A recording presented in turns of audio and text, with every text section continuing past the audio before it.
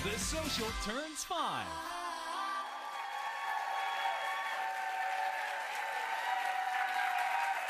back. I have to say, this lady right here beside me is one of the most likable people I've ever met. It's true. True story. True story. But if you want to be as likable as Jan Arden, good news, you don't have to be born Jan Arden. Our next guest says that being likable is actually something that's within our control. But it won't be easy. All of this didn't happen overnight, Cynthia. So here to explain what qualities make a person likable is a happiness researcher from Western University, Gillian Mandich. Welcome back, Gillian. Take it away. Take it away. Gillian, we're always curious to know, why is it so important to be liked or likable? So we're hardwired to want to connect with people. And when we connect with people, it's good for both our mental and our physical health. In fact, research out of Harvard, a longitudinal study that was 80 years long, found that the #1 predictor of health and happiness is social connection. So we really want to have that connection with other people to be liked and to be likable. What about in the workplace? Recently on the show, we talked about likability in the workplace. How much does it really matter? Because, sometimes you're in a situation where, you're working somewhere and you don't feel a connection. You respect your coworkers, but there's no connection there. Is it important? It is important because when we look at our job or whatever we're doing, how smart we are at it or intelligence, it's in a component and there's more going on than just that. So IQ, which we hear about a lot, is a score of your intelligence based on a standardized test. There's also something called EQ. That's our emotional intelligence. That's that je ne sais quoi, that how you feel when you meet someone, how we relate, how we listen, how we empathize with people. And when we look, especially in terms of the workplace, that really comes into play. So oftentimes when we look, only about 10% or at most 25% of our overall success in the workplace comes down to our IQ. The rest of it is things like emotional intelligence, how we relate and connect with other people. Interesting. Let's get into the nitty-gritty of the qualities that we need to have to make ourselves likable. People always talk about leaving like a strong first impression. So why is that important? So within the first 7 seconds of meeting someone, we form our opinion of them. It's quick. So how did I do? I mean, that just doesn't seem like a lot. I'm sorry. Yeah, and then we spend the rest of the conversation internally justifying the initial opinion that we made of someone. So when we make that first impression, it's more than just the words that we say. It's our body language that really tells the story of how we like people. And so when we do that, we want to make a good first impression. So 2 things to really pay attention to are your eyes. So in our culture, eye contact is seen as a sign of trust. So really looking people in the eyes. And also when you smile, if you show your teeth, you're rated as more likable than if you don't. Interesting. So paying attention to things like our body language. So are we sitting up tall? Are our shoulders back? Are our arms uncrossed? Do we have a firm handshake? All of that positive body language, it creates the nonverbal communication that helps to make a good first impression and make you likable. Okay, I know another key factor is actually greeting people and remembering their name, but I am so terrible at this. And I blame it on the fact that I'm so interested when I'm meeting somebody. I'm looking at their face and I'm thinking about what they're wearing and I'm like very engaged, but their name goes right out the window. So what can I do? So Cynthia, what you can do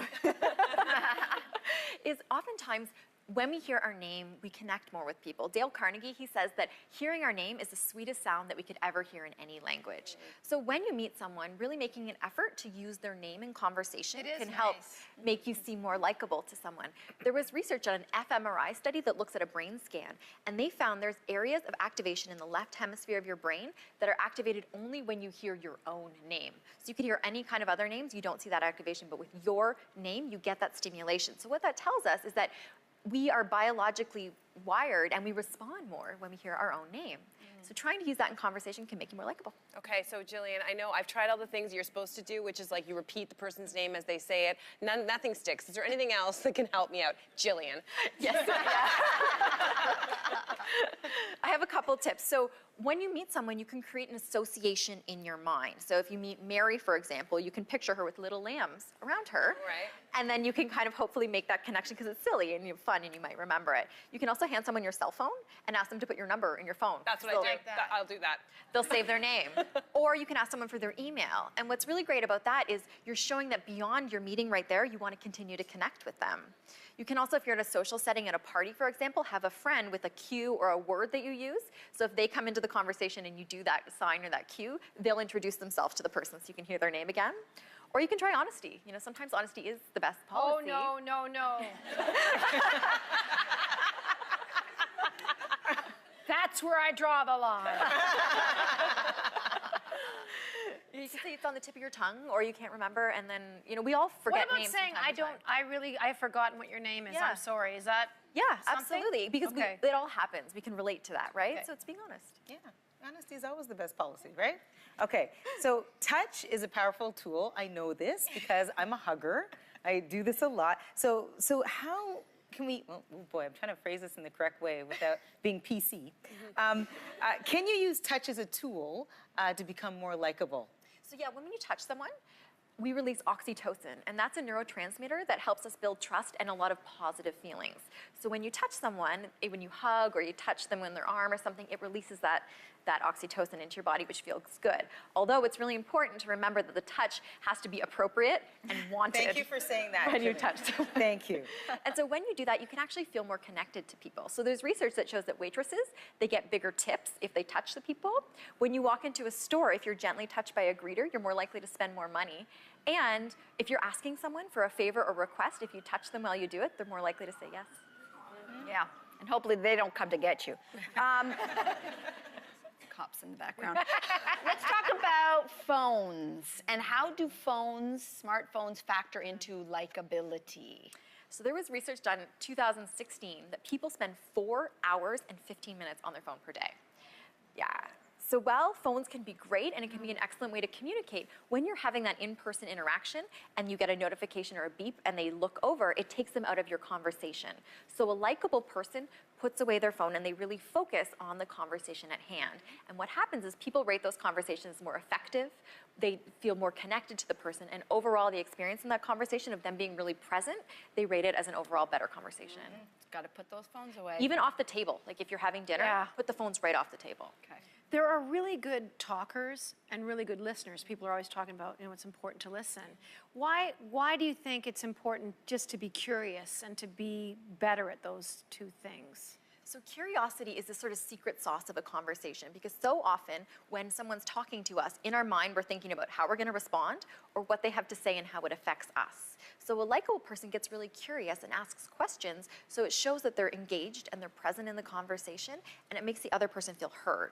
So when you ask those questions, when you really get to know the person and look them in the eye, it really creates that bond between two people. So, Gillian, there's a saying, you can't teach an old dog new tricks, and I'm not saying we're old dogs up here, but what I am saying is that a lot of people are set in their ways. So how can we actually start to implement your tips today? So knowledge isn't enough. We need to take action on what we learn in order to create change in our life.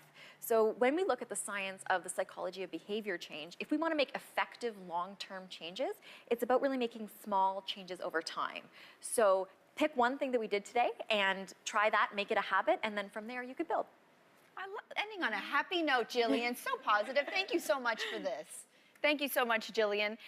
Yeah, and she's great. She's so good. I'm just happier with her here. Visit thesocial.ca for another look at all of these points. Try one of them or all of them. Don't go anywhere. We'll be right back.